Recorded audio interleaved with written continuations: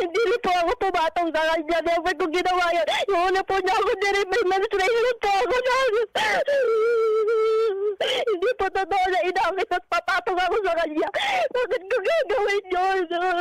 Siya po lumalapit sa akin. Nagtataklo po ako. Mga ganitong senaryo ang iniiwasan natin. Nadadagdagan ang mga trauma ng mga biktima pagka napunta dito sa tulpo. Hindi dapat magkaroon ng konfrontasyon ang biktima at taong nanghalay sa kanya. Madali lang talaga gawin ang pagsampa ng kaso ng rape. Di na kailangan ng drama. Di na kailangang magpatulpo. Complainant, alias Nicole, 16 years old. Salarin bang tawag dito? Akusado, Salarin. Alias Alan, pinsan, 28 years old. Mga aligasyon, ang biktima ay minor de edad. Ang suspetsado ay nakakatandang pinsan na 28 years old. Nakainom ang Salarin. Sabay natulog sa isang higaan kasama pa ang isang pinsan. Hinalay sa kalagitnaan ng gabi. Hindi nakasigaw dahil sa takot. Naulit pa sa susunod na araw. May text messages na inamin ang panghahalay. Disclaimer: content of this video is to bring awareness of the initial steps against criminal offenses. Application of certain provision of law might be inaccurate or misplaced. Viewers' discretion is advised. Article 266-A Section 1A Rape. When and how committed?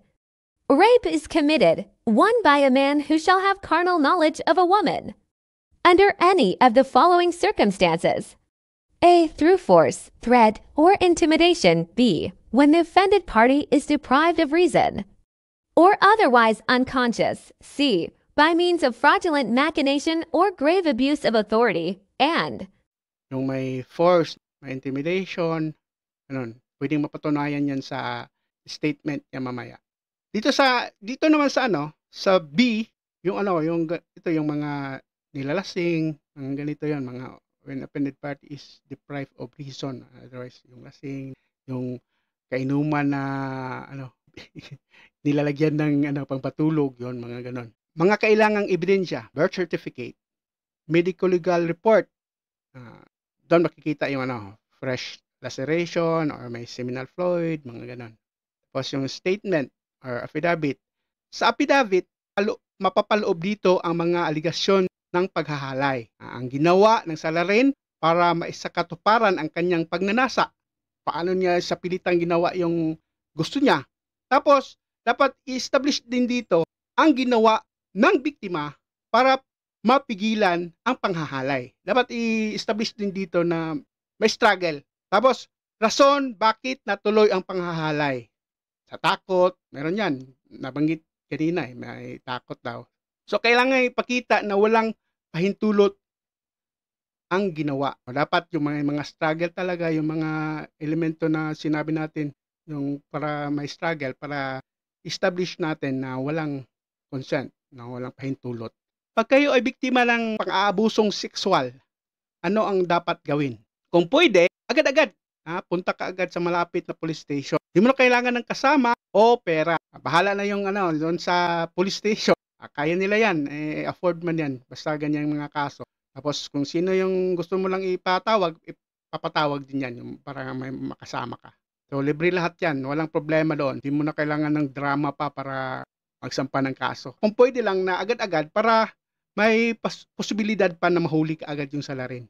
Para mabigyan kaagad ng hustisya yung ginawa. Siyempre, pag punta mo sa police station, hanapin ka agad yung Women's and Children's Desk para sila na ang bahala sa iyo. Pagka ganitong mga kaso kasi, alam na natin na vulnerable masyado yung biktima. So, dapat dapat handle with care, kumbaga. May trainings ang mga policewoman diyan, yung sa nag-handle ng Women's Desk para sa ganyan, no? Hindi basta-basta hindi basta-basta ginagawa lang yung interview. May mga proseso diyan. Tapos para sa medical legal examination, hindi yun doon, mahirap din yun ang bubuka ka doon sa harap ng doktor. So dapat ang ihanda ang sarili. Pero ang nakalamang lang doon is sa police station ka diretso pumunta, maka-file ka ng kaso na walang nakakaalam. Dahil ang ganitong bagay, kailangan confidential. Wala talagang makakaalam dyan. Hindi mo kailangan i-confront yung salarin, wala. Kung pwede lang isang beses mo lang ikwento, yun na. Yun na agad-agad. Wala nang maraming, hindi ka na ulit-ulitin na maraming interview, wala.